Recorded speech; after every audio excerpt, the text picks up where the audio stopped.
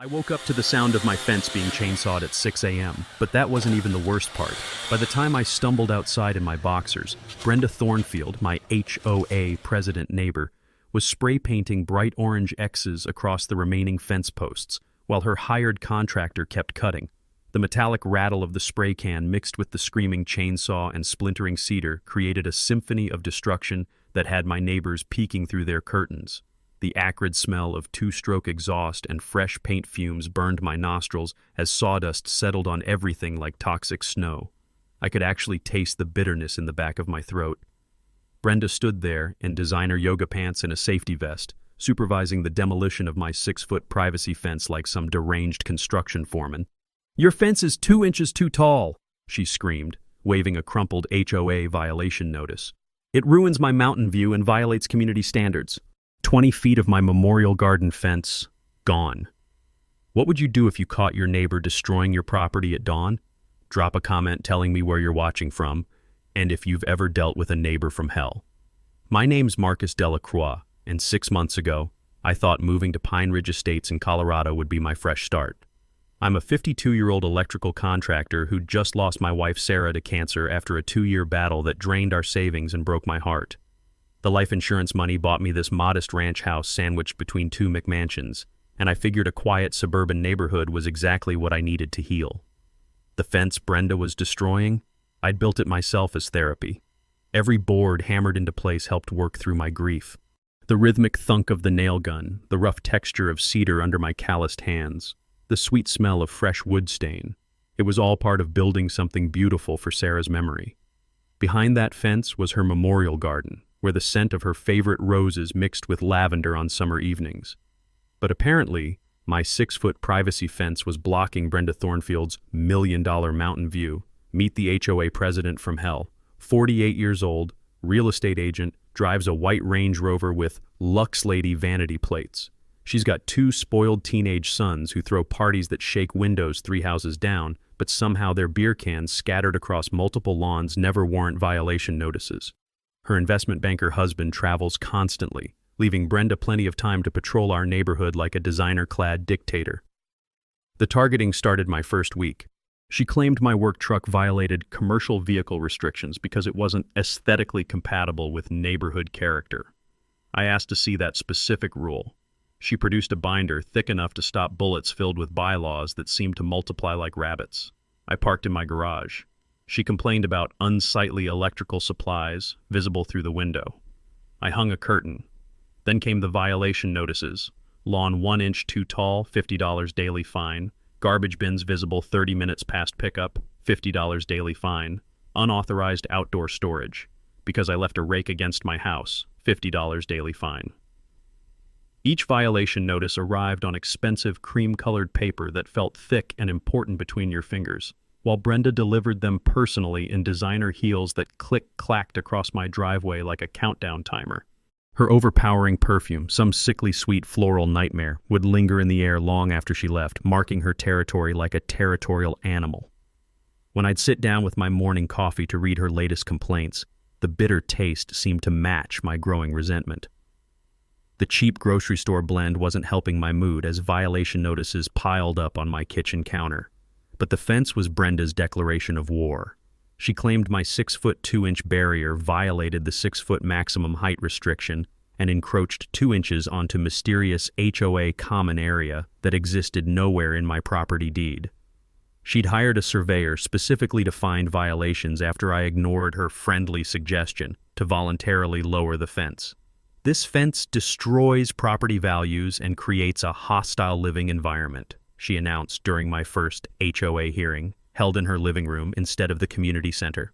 The crunch of store-bought cookies on paper plates filled the awkward silence as board members, her sister-in-law Janet, and 2 elderly residents who clearly feared Brenda, nodded along like bobbleheads.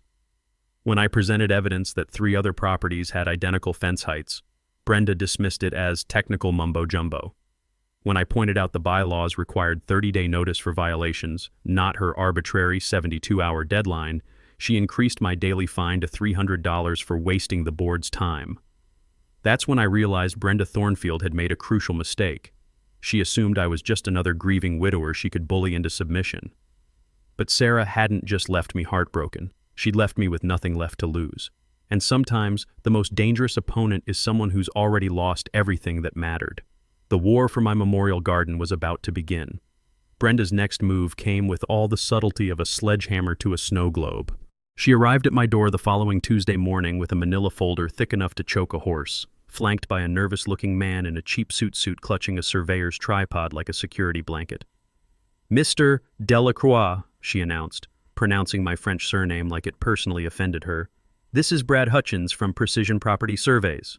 We're here to document your multiple HOA violations before pursuing legal remedies." The smell of Brad's aftershave mixed with Brenda's usual perfume cloud created a toxic fog that made my eyes water. As they tramped around my property, Brad's measuring tape made sharp snapping sounds every few feet, while Brenda dictated notes into her phone like she was reporting a crime scene. Fence height 6 feet 2 1/4 inches, maximum allowable 6 feet even, violation confirmed. Brad's voice cracked like a teenager asking someone to prom. The poor guy was clearly being paid by the hour to legitimize Brenda's vendetta. But here's where Brenda made her first tactical error. She was so focused on building her case against me that she forgot about her own glass house. While she and Brad measured every inch of my property, I took a casual walk around the neighborhood with my phone camera. Something my late wife Sarah had always told me echoed in my head. "Marcus, bullies always assume their victims won't fight back." That's usually their biggest mistake. Turns out Brenda's own backyard was a goldmine of violations. Her decorative mailbox stood 7 feet tall, clearly over the 6-foot height restriction she was weaponizing against my fence. Her deck extension jutted 18 inches beyond her original permit specifications, and those commercial-grade landscape lights illuminating her prize-winning rose garden? Definitely not on the approved fixtures list.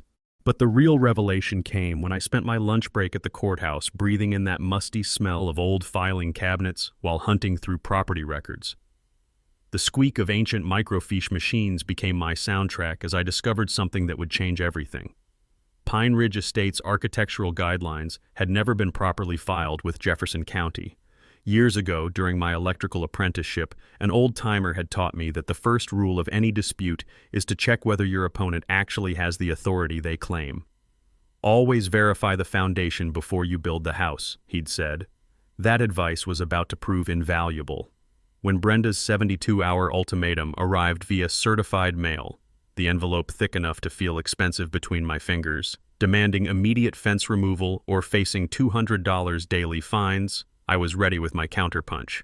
I formally requested an emergency board meeting under Article 7 of the HOA bylaws, which required all disputes to be heard within 10 business days of a formal challenge. Brenda's response was predictably petty. She scheduled the meeting for 2 p.m. on a Thursday during prime working hours, ensuring minimal attendance. The location? Her living room again, complete with folding chairs that squeaked like dying mice every time someone shifted their weight. The official board meeting consisted of Brenda, her sister-in-law Janet serving as secretary, and 2 elderly board members, Dr. Hoffman, a retired cardiologist who kept nodding off, and Mrs. Hannah, a sweet grandmother who clearly just wanted everyone to get along. Brenda served store-bought oatmeal cookies on paper plates beneath a crystal chandelier that probably cost more than my truck. The irony wasn't lost on me, discussing community standards in a room that screamed excess.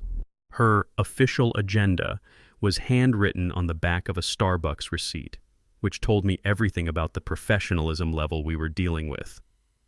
"Marcus has repeatedly violated community standards," Brenda began, consulting notes on her iPhone like she was delivering a closing argument. "His fence destroys sight lines, reduces property values, and creates discord in our peaceful community." I pulled out my own folder, not as thick as hers, but infinitely more damaging. "Before we discuss my fence, perhaps the board should address these photographs of violations on your property, Brenda, starting with your 7-foot mailbox that exceeds the same height restrictions you're applying to my fence." The temperature in that gaudy living room dropped 10 degrees. Janet's pen froze mid-sentence. Dr. Hoffman suddenly looked wide awake. Mrs. Hannah made a small, "oh my" sound that spoke volumes about the power shift happening in real time. But Brenda didn't climb to HOA president by backing down easily. "Those are decorative elements that enhance property values," she sniffed, her voice taking on that entitled tone I'd grown to despise. "Completely different from your fortress wall. Then perhaps you can explain why 3 other properties in our development have identical 6-foot fences that have never received violation notices? I spread photographs across her marble coffee table like playing cards in a poker game I was about to win. The mask slipped. Brenda's carefully controlled facade cracked, revealing the entitled bully underneath. "This board has discretionary authority to address immediate threats to community standards," she declared, literally making up rules as she spoke. The vote was 3-1 against me, with only Dr. Hoffman having the courage to abstain after quietly reviewing my evidence. My fine increased to $300 daily for frivolous challenges and aggressive behavior during official proceedings. Walking to my truck, the crunch of autumn leaves under my boots sounded like Brenda's credibility crumbling. She'd won this round, but her desperation was showing. And desperate people make the kinds of mistakes that bring down empires. 3 days after that sham board meeting, Brenda dropped the legal nuclear option on my doorstep. The envelope was so thick with expensive letterhead that the paper felt like velvet between my fingers. Morrison, Kessler and Associates, the kind of law firm that charges $500 just to answer their phone, demanded immediate fence removal, claiming my hostile structure created a pattern of neighborhood intimidation. But the real kicker? The letter was dated 2 days before our board meeting. Brenda had hired an attorney before even pretending to give me due process. She'd planned this legal ambush from the beginning, and the bitter taste of betrayal mixed with my morning coffee as I read her lawyer's threats. Then she escalated to county code enforcement. Officer Martinez showed up that afternoon, looking genuinely confused as he consulted his tablet. "Got an anonymous complaint about major unpermitted construction," he said, the autumn wind carrying the scent of dying leaves as we walked my property. Caller described extensive electrical work, structural modifications, the whole 9 yards. As Martinez inspected every inch of my perfectly legal fence, I could hear Brenda's heels clicking on her driveway next door. She was obviously watching and waiting for me to get busted. The metallic ping of his measuring tape echoed between our houses as he documented what I already knew. Everything was up to code. "Whoever called this in gave some pretty specific details that just aren't here," Martinez said, shaking his head. "Sounds like someone was hoping I'd find problems that don't exist. Sorry for wasting your time." But Brenda wasn't done. That evening I overheard her at the neighborhood mailboxes spreading poison to anyone who'd listen. "Marcus is one of those difficult types," she stage whispered to the Hendersons from across the street. "Lawyers involved now. Property values are going to tank if we don't handle this quickly." Time for my counterpunch, and I was aiming higher than she'd ever expect. Years ago, my commanding officer in Germany had taught me that the best intelligence comes from public records most people are too lazy to check. "Control the information, control the battlefield," he'd said. So I spent the next 2 evenings at the county courthouse, breathing in that musty smell of archived documents while digging into Pine Ridge Estate's corporate history. What I found made Brenda's legal threats look like tissue paper in a hurricane. Our HOA's articles of incorporation showed a pattern of missed filings and expired registrations. More damaging, I discovered shell companies registered under Brenda's maiden name that had received landscaping and maintenance contracts worth over $40,000 from our HOA fund. She'd been personally profiting from the very organization she used to terrorize neighbors. But the nuclear revelation came when I found correspondence between Brenda and county planning about a proposed commercial development on the common area she claimed my fence was encroaching on. Turns out she'd been negotiating to sell that phantom common area to a cell tower company, and my fence was blocking access to the proposed site. This wasn't about property values or community standards. This was about Brenda trying to cash in on a secret deal by removing any obstacles to her payday. Armed with this intelligence, I made my move. I contacted the 3 other neighbors with identical fence heights and shared what I'd discovered. Then I reached out to Mrs. Patterson, the 82-year-old widow who'd lived here longer than anyone, and the young couple facing foreclosure over their kids' playground equipment. By Thursday, I had something Brenda never expected: an organized resistance. We filed a formal complaint with the Colorado Attorney General's office about potential HOA fraud. I submitted evidence of Brenda's conflicts of interest to the State Real Estate Board, which could cost her professional license. And we requested a special meeting of all homeowners, not just the puppet board, to address irregularities in HOA governance and potential financial misconduct. The meeting was scheduled for the community center, not Brenda's living room, with proper notice to all residents as required by state law. For the first time since moving to Pine Ridge Estates, I felt the sweet satisfaction of turning Brenda's own rules against her. Friday morning brought the sound I'd been waiting for. Brenda's heels frantically clicking across her driveway as she rushed to check her mail. The certified letter from the Attorney General's office requesting her response to fraud allegations had arrived right on schedule. From my kitchen window, I watched her read it twice, her face turning the color of spoiled milk. The paper visibly shook in her hands as the reality hit her. The hunter had become the hunted. She'd tried to bury me with lawyers and bureaucrats. Instead, she'd given me exactly the documentation I needed to expose her entire operation. Sometimes the best defense really is a devastating offense. Next week's community meeting was going to be very interesting. Brenda's response to my Attorney General complaint was swift, vicious, and completely insane. Monday morning, I woke up to Jefferson County Sheriff's deputies serving me with a restraining order. According to her sworn statement, I had threatened and intimidated her during our last phone conversation, creating an atmosphere of fear and hostility that made her feel unsafe in her own home. The real genius of her scheme? She'd provided an edited audio recording that removed her own screaming accusations while leaving only my increasingly frustrated responses. To anyone listening to her carefully doctored version, I sounded like an unbalanced maniac threatening a helpless woman. The metallic taste of pure rage flooded my mouth as I read her description of me as unstable and potentially dangerous. "Sir, you need to stay at least 100 yards from Mrs. Thornfield's property," Deputy Collins explained, his handcuffs jingling as he pointed toward her house. That includes her driveway, mailbox, and any common areas where she might be present. From her kitchen window, I could see Brenda watching with barely concealed triumph, probably already planning how to exploit my enforced absence. She didn't waste any time showing her hand. That very afternoon, an emergency HOA board meeting was called, one that specifically excluded me due to the restraining order. The hastily printed agenda, on cheap copy paper that felt rough as sandpaper between my fingers, contained one item: authorization of immediate fence removal due to ongoing safety concerns. The vote was unanimous, 4-0. Brenda had orchestrated my exile to ram through authorization for immediate demolition.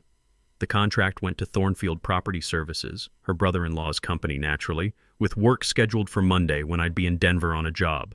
Cost: $4,200 plus a property lien if I didn't pay within 30 days. But here's where my military training kicked in. During my years as an Army communications specialist, I'd learned that enemy intelligence often reveals more than they intend. Brenda's restraining order contained a fatal flaw. She'd filed it using her business address instead of home address, technically invalidating the entire document. More damaging, she claimed our threatening phone call happened at 8:47 p.m. on a night when my cell records showed I was at grief counseling across town. My counterpunch started with attorney Sarah Blackwood, who was practically grinning as she reviewed the evidence. "Marcus, she just committed perjury on official court documents," Sarah said, the excitement crackling in her voice as papers rustled across her mahogany desk. "False statements and restraining order petitions are felony charges in Colorado, and this emergency meeting, excluding affected parties while using an invalid restraining order, violates 6 different state statutes." The real ammunition came from my deeper investigation into Brenda's cell tower scheme. Buried in county planning files was a preliminary lease agreement showing she personally stood to pocket $85,000 from the deal, money that legally belonged to the HOA community fund. She wasn't just power tripping, she was committing fraud to finance a private windfall. As I photocopied each damning document, the smell of toner and old paper filling my nostrils, I could feel the case building like an electrical current finding its path to ground. Every page through that machine was another nail in Brenda's coffin. Meanwhile, the community was waking up to Brenda's corruption. Mrs. Patterson had been sharing her Rose Garden horror story at the grocery store, and suddenly neighbors who'd suffered in silence were finding their voices. The young couple facing foreclosure started a Facebook group called Pine Ridge Property Rights that exploded to 60 members in 3 days. More importantly, Brenda's real estate business was hemorrhaging clients. 4 potential buyers had backed out after discovering the ongoing legal disputes and HOA irregularities affecting property values. Her professional reputation was imploding faster than a controlled demolition. Thursday brought the game changer I'd been hoping for. Dr. Hoffman, the elderly board member who'd been growing increasingly uncomfortable with Brenda's tactics, appeared at my door with a manila envelope thick enough to choke a horse. "Marcus, I've been documenting Brenda's violations of procedure for 3 years," he said, his weathered hands trembling slightly as he passed me the evidence. "Unauthorized expenditures, rigged contract bidding, meetings held without proper notice. I can't be complicit in this corruption anymore." Inside was a treasure trove. Systematic documentation of financial irregularities, procedural violations, and abuse of power going back to when Brenda first seized control of the board. Dr. Hoffman had been waiting for someone brave enough to challenge her reign of terror. But here's the beautiful part. I wasn't going to stop Monday's demolition. Let Brenda tear down my fence on live television while thinking she'd won. Because what she didn't know was that I'd already contacted Channel 7 News about covering the controversial HOA enforcement action. Sometimes the best way to destroy a tyrant is to give them exactly enough rope to hang themselves in front of the whole world. Monday morning was going to be very educational for Brenda Thornfield. Friday afternoon, while Brenda was probably polishing her victory speech for Monday's demolition, I made the discovery that would obliterate her entire empire. I was deep in the musty archives of Jefferson County's Secretary of State office, following a nagging hunch about Pine Ridge Estate's corporate status, when I found it buried in a misfiled folder thick with dust. Our HOA's Articles of Incorporation had expired on March 15, 2021, and were never renewed. The aged paper felt brittle between my trembling fingers as the magnitude hit me like a sledgehammer. Pine Ridge Estates Homeowners Association had been operating as a legally defunct corporation for 3 years. Every violation notice Brenda had issued, every fine she'd collected, every board decision she'd rammed through, all of it was legally meaningless, no more valid than monopoly money. But the implications went deeper than just invalid enforcement. According to Colorado revised statutes, when a nonprofit corporation dissolves, its assets legally revert to state oversight. The $127,000 sitting in our HOA account didn't belong to Brenda's phantom board. It technically belonged to a dissolved entity with no legal right to exist. The metallic taste of pure adrenaline flooded my mouth as I photocopied every page, the whir of the machine sounding like a countdown timer to Brenda's destruction. She'd been running what amounted to a neighborhood protection racket, collecting dues and issuing fines with zero legal authority. More beautiful still, Monday's demolition contract was void before the ink dried. Thornfield Property Services had been hired by an entity with no legal standing to authorize the work. If they touched my fence, they'd be committing criminal trespass and property destruction, felony charges that no amount of HOA paperwork could justify. As I drove home through the gathering dusk, the scent of autumn leaves drifting through my truck windows, I made a tactical decision that would have impressed my old commanding officer. I was keeping this nuclear revelation secret until Monday. Let Brenda orchestrate her grand demolition spectacle while believing she held all the power. The more witnesses to her illegal act, the more devastating her downfall would be. This discovery transformed everything. Sarah Blackwood was going to have Christmas morning when I showed her this evidence. We weren't just challenging HOA overreach anymore, we were looking at criminal charges for operating an illegal collection scheme, misappropriation of funds, and potential fraud involving tens of thousands of dollars. But the psychological impact would be even more satisfying. For 3 years, Brenda had terrorized 43 families with the weight of HOA authority. Neighbors had paid thousands in invalid fines, lost sleep over meaningless violation notices, and lived in fear of her arbitrary enforcement. Learning that none of it had any legal foundation would be the most liberating news Pine Ridge Estates had ever received. I spent that evening in Sarah's memorial garden, the rough texture of fence boards under my palm and the lingering fragrance of late roses in the crisp air, planning the perfect trap. The fence that started this war was about to become the stage for Brenda's complete annihilation. Every violation she'd issued, every dollar she'd collected, every neighbor she'd bullied, it was all built on a foundation of lies. Monday morning, the demolition crew would arrive expecting routine HOA enforcement. Instead, they'd be stepping into a carefully orchestrated legal ambush 3 years in the making. Brenda thought she was destroying my fence to claim ultimate victory. She had no idea she was about to demolish her own life in front of cameras, witnesses, and law enforcement. The hunter was about to become the hunted, and she'd never see it coming. Saturday morning found me in attorney Sarah Blackwood's office with enough evidence to bring down a small government. The rich leather smell of her law books mixed with fresh coffee as I spread 3 years of documentation across her mahogany conference table like pieces of a jigsaw puzzle that finally revealed the complete picture. "Marcus, this is absolutely devastating," Sarah said, her voice containing barely restrained excitement as she examined the expired incorporation documents. "Not only has Brenda been operating without legal authority, but under Colorado's wrongful lien statute, every resident who paid invalid fines can recover triple damages plus attorney fees. We're talking about a potential recovery of over $400,000. That legal nugget hit me like lightning. I'd heard about wrongful lien laws during my contractor training, but never imagined they'd apply to HOA disputes. Basically, when organizations file invalid liens or collect unauthorized fees, Colorado law allows victims to recover 3 times their losses as punishment for the abuse. It's designed to make fraudulent collection so expensive that scammers think twice before trying it." Sarah pulled out a thick binder that smelled like fresh ink and determination. "Here's how we're going to coordinate Monday's operation," she said, her finger tracing a timeline that would synchronize legal, media, and law enforcement elements. Channel 7's Jennifer Walsh will arrive at 7:45 a.m. to cover what she thinks is a routine HOA enforcement story. At 8 a.m. sharp, I'll be there with injunction paperwork and the lawsuit we're filing simultaneously. By 8:15, when that demolition crew realizes they're about to commit felonies, this whole thing explodes in Brenda's face. The financial strategy was equally brilliant.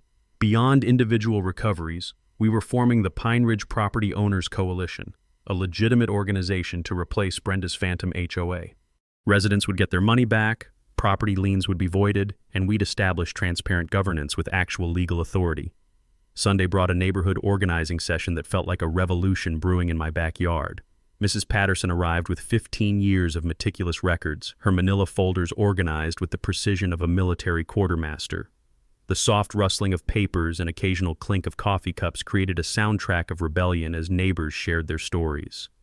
"I've been documenting every violation notice, every phone call, every intimidation tactic," Mrs. Patterson said, her weathered hands surprisingly steady as she opened folder after folder. Brenda targeted single parents, elderly residents, and blue-collar families while ignoring identical violations by her wealthy friends. This is textbook discrimination. The young couple facing foreclosure, Jake and Maria Santos, brought their own evidence of selective enforcement. Their children's playground equipment had generated $3,200 in fines, while 3 board members had identical swing sets that were never cited. The pattern was so obvious it would make a federal civil rights case look easy. Dr. Hoffman provided the insider perspective that tied everything together. "Brenda's been rubber-stamping contracts without competitive bidding for 3 years," he explained, the moral weight of his complicity evident in his voice. "Her shell companies have received over $75,000 in HOA funds for landscaping, maintenance, and consulting services that were never properly authorized. By Sunday evening, we had something Brenda never expected, a unified community ready to fight back. 17 families had joined our coalition, armed with documentation that would make prosecutors salivate. More importantly, we'd coordinated schedules to ensure maximum witness coverage for Monday's confrontation. The media preparation was crucial. Jennifer Walsh from Channel 7 had initially planned a simple human interest story about HOA enforcement disputes. Now she was preparing an investigative piece about systematic fraud, discrimination, and abuse of power. I'd provided her with background materials that painted Brenda as exactly the kind of neighborhood tyrant that makes for compelling television. But the real beauty of our plan was psychological warfare. Brenda expected me to show up angry and desperate, probably with a handful of neighbors for moral support. Instead, she'd face attorneys, media, law enforcement, and a community that finally understood the scope of her deception. I spent Sunday night checking and rechecking every detail, the taste of anticipation mixing with black coffee as I reviewed our coordinated timeline. Security cameras were positioned to capture multiple angles. Legal documents were organized for immediate service. Media contacts were confirmed. Even the weather was cooperating. Clear skies would provide perfect visibility for cameras. The one detail that kept me awake wasn't nervousness, it was excitement. After months of being Brenda's victim, tomorrow I'd become her judge, jury, and executioner. Every neighbor she'd bullied, every dollar she'd stolen, every lie she'd told, It was all coming due on Monday morning. At 6 a.m., my alarm would start the most satisfying day of my life. Brenda thought she was tearing down my fence to claim final victory. Instead, she was about to demolish her entire existence in front of witnesses who would remember this day forever. Sometimes justice isn't just blind, it's perfectly patient. Sunday night, Brenda made her final desperate move. At 11:47 p.m., my phone started buzzing with frantic voicemails that revealed just how unhinged she'd become. Her voice, usually dripping with condescending authority, now carried the shrill edge of someone whose world was crumbling. "Marcus, this is your last chance to resolve this situation amicably," her first message began. The words rushed and slightly slurred like she'd been drinking. "I'm prepared to waive all existing fines and drop the restraining order if you sign a voluntary fence removal agreement by midnight. After that, you'll face the full legal consequences of your actions." The second voicemail, left just 12 minutes later, revealed her growing panic. "I know you think you're clever with your little neighborhood coalition, but you have no idea what you're dealing with. I have connections throughout this county. Judges, commissioners, people who can make your life very difficult if you continue this harassment." By the fourth message, delivered at 12:23 a.m., Brenda had completely abandoned any pretense of professionalism. "You're destroying this community with your selfish behavior. Property values are plummeting because of your legal drama. Every neighbor you've dragged into this mess will blame you when their home equity disappears." I let every call go to voicemail, each recording becoming another piece of evidence for Monday's legal filing. The metallic taste of satisfaction mixed with my midnight coffee as I listened to Brenda's meltdown in real time. She was spiraling, making increasingly wild threats that would only strengthen our case, but her real desperation showed in the moves she made while thinking I was asleep. At 2:15 a.m., my security cameras caught her creeping around my property with a flashlight, apparently looking for any last-minute violations she could document. The sight of Pine Ridge Estates' HOA president prowling around in designer pajamas and Ugg boots was both pathetic and terrifying. Monday morning brought news that Brenda had spent the weekend trying to buy her way out of trouble. 3 different neighbors called to report she'd offered them cash payments to withdraw from our coalition. Mrs. Patterson got a particularly offensive visit where Brenda suggested her advanced age made her an unreliable witness who might want to avoid the stress of legal proceedings. The young Santos family received the most insulting offer, $5,000 to drop their discrimination claims and sign a non-disclosure agreement. When they refused, Brenda threatened to report their playground equipment to county code enforcement as an attractive nuisance that endangered neighborhood children. But Brenda's biggest mistake was trying to intimidate Dr. Hoffman into recanting his evidence. She showed up at his door Sunday evening with a bottle of expensive wine and a sob story about how the Marcus situation was destroying her real estate career and threatening her family's financial security.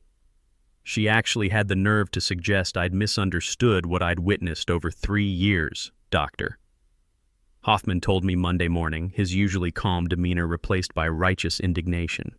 Then she offered me $15,000 to take a vacation during the legal proceedings. When I refused, she threatened to have me removed from the board for mental incompetence due to advanced age. The smell of burnt coffee filled my kitchen as I listened to these reports, my hands surprisingly steady despite the adrenaline coursing through my veins. Brenda's weekend bribery tour had accomplished exactly the opposite of what she intended. Instead of buying silence, she'd given us evidence of witness tampering, attempted obstruction of justice, and age discrimination.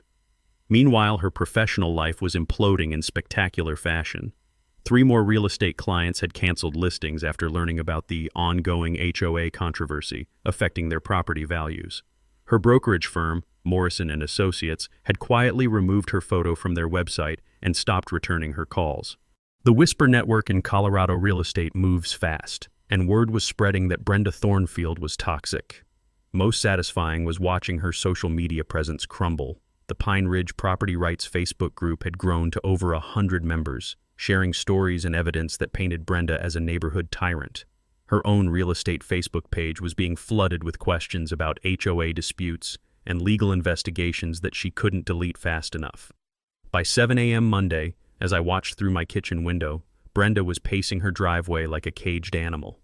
The demolition crew's truck was already parked on the street, and I could see her frantically gesturing and pointing toward my fence. Her designer outfit was perfectly coordinated, but her body language screamed desperation. She had no idea that her carefully planned demolition was actually an elaborate trap that would destroy everything she'd built over 3 years. The taste of victory was sweeter than any morning coffee as I watched her check her watch repeatedly, probably wondering why more neighbors weren't gathering to witness her triumph. At 7:45 a.m., Jennifer Walsh's Channel 7 news van would arrive, followed immediately by my attorney with enough legal firepower to level Brenda's entire operation. The hunter was about to become the hunted, and she'd never see it coming. Time to watch an empire fall. At 7:30 a.m. Monday morning, Brenda made her final catastrophic mistake. As I watched from my kitchen window, she arrived at the demolition site wearing a crisp white blazer and her most expensive jewelry, clearly expecting this to be her moment of ultimate triumph. The sharp click of her designer heels on the asphalt echoed between our houses as she marched toward the crew like a general preparing for battle. What she didn't know was that her weekend bribery spree had backfired spectacularly. Dr. Hoffman had spent Sunday evening making calls to every board member who'd ever questioned Brenda's methods.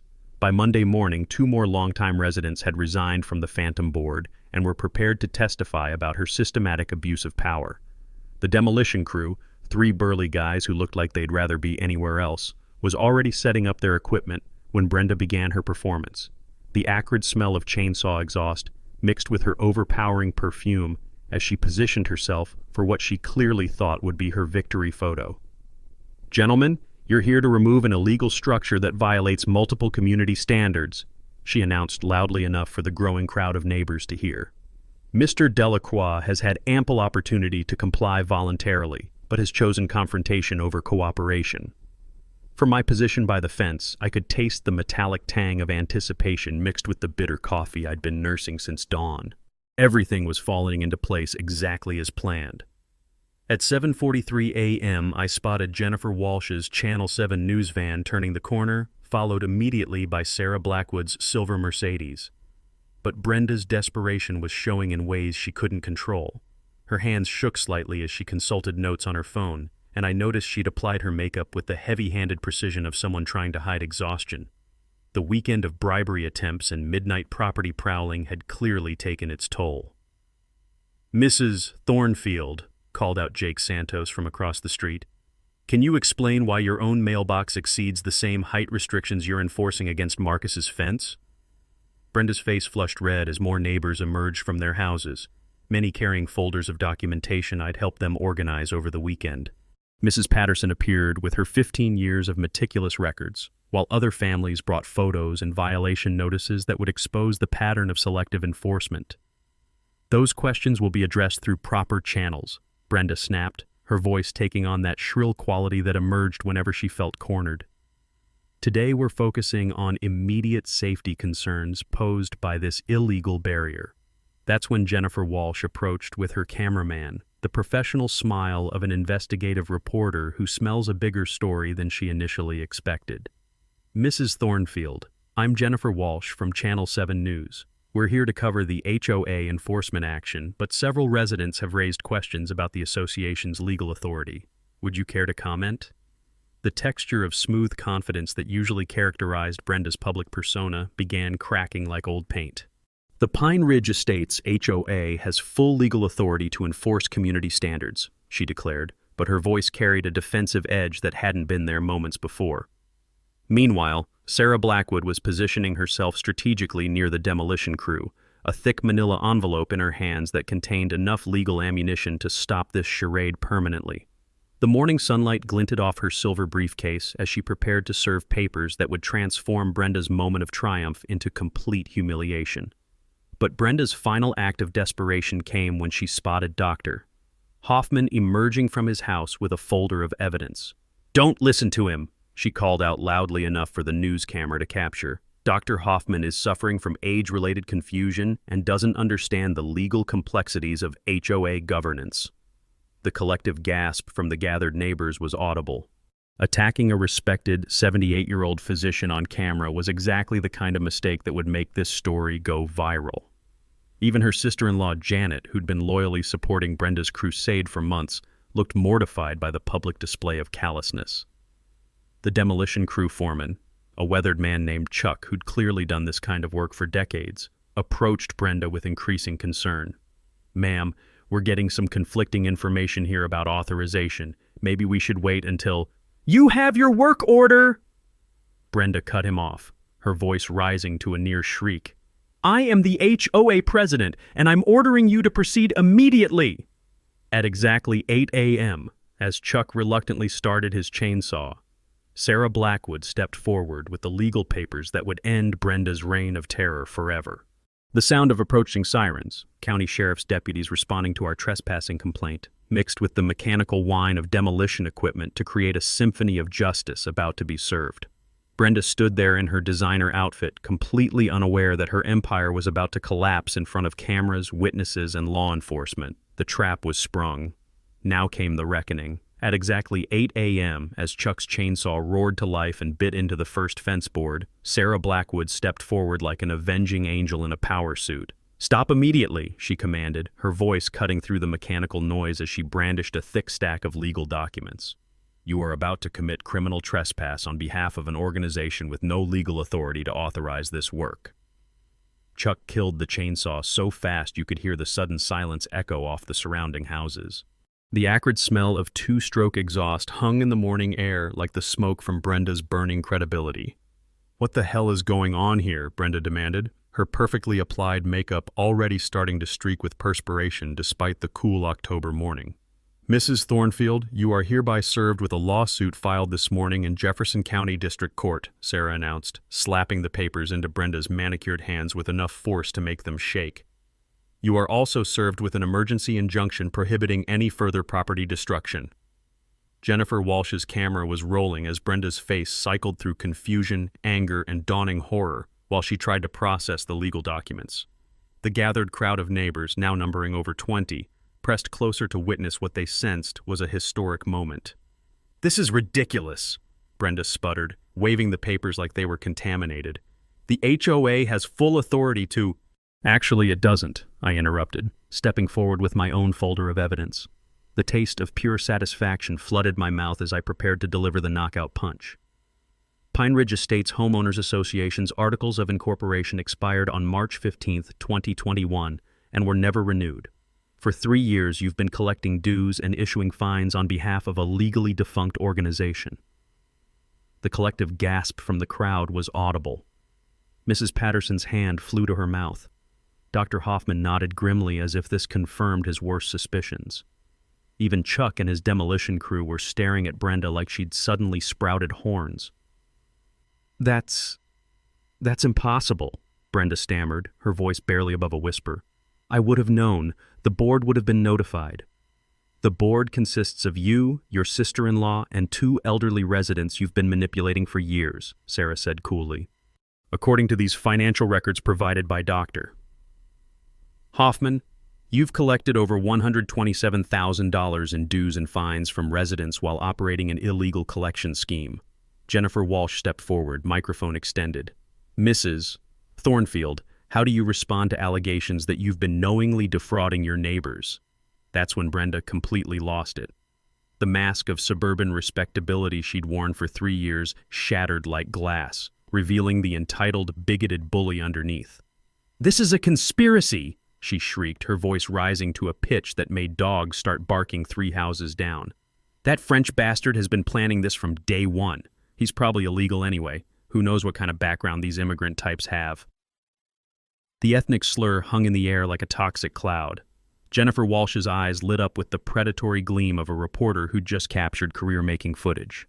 Chuck and his crew started packing their equipment with the urgency of people fleeing a disaster zone. "Ma'am, I'm going to need you to calm down," said Deputy Collins, who'd arrived with sirens wailing just as Brenda's meltdown reached its peak.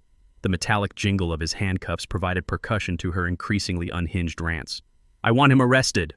Brenda pointed at me with a shaking finger. "He's trespassing. He's harassing me. He's violating the restraining order."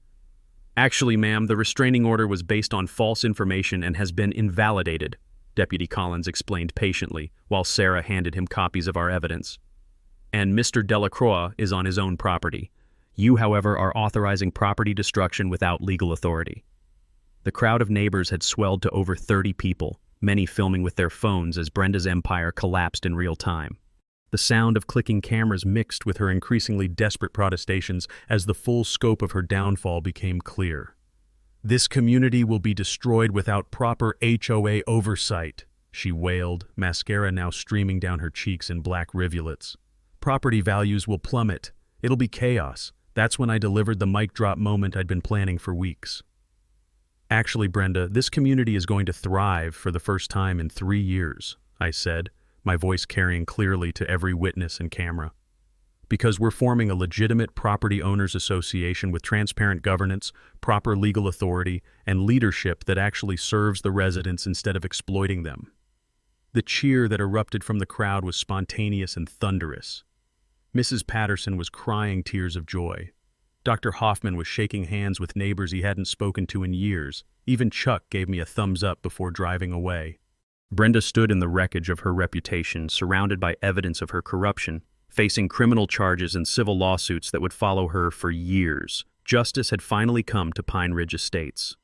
3 months later, the transformation of Pine Ridge Estates was nothing short of miraculous.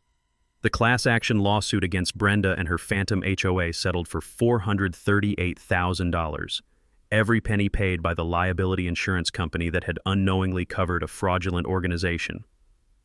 The sweet taste of victory mixed with my morning coffee as Sarah Blackwood handed me my settlement check for $127,000 in damages and attorney fees.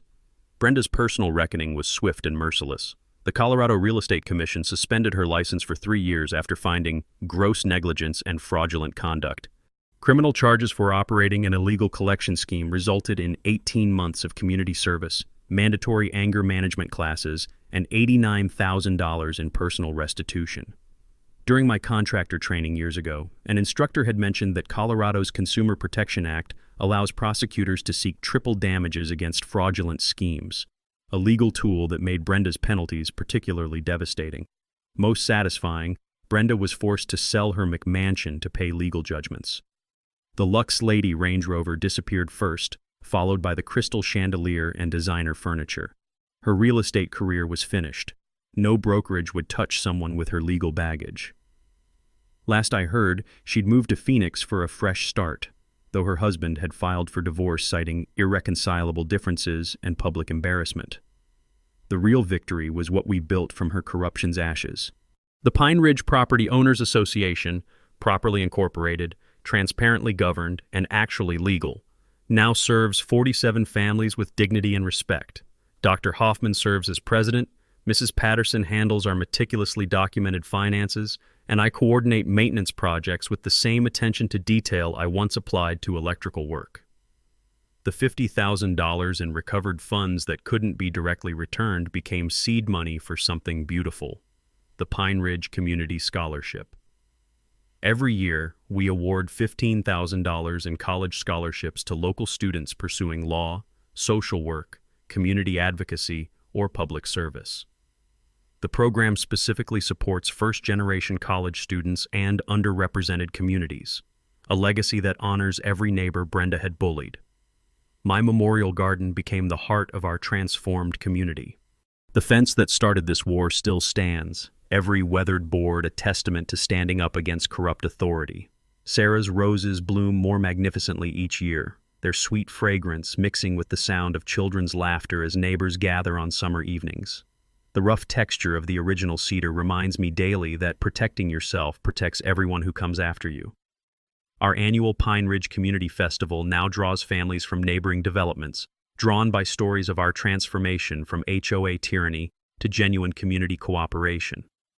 The taste of Mrs. Patterson's famous apple pie and the sound of acoustic guitar from our local talent show have replaced the bitter conflicts that once poisoned our neighborhood. Property values increased 12% since Brenda's departure.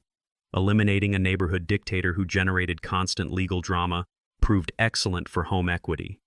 3 families planning to escape HOA harassment decided to stay. New residents specifically choose Pine Ridge Estates because of our reputation for fair, transparent governance that actually serves the community. The ripple effects extended across Colorado. Channel 7's investigative series won a regional Emmy and inspired reform efforts statewide.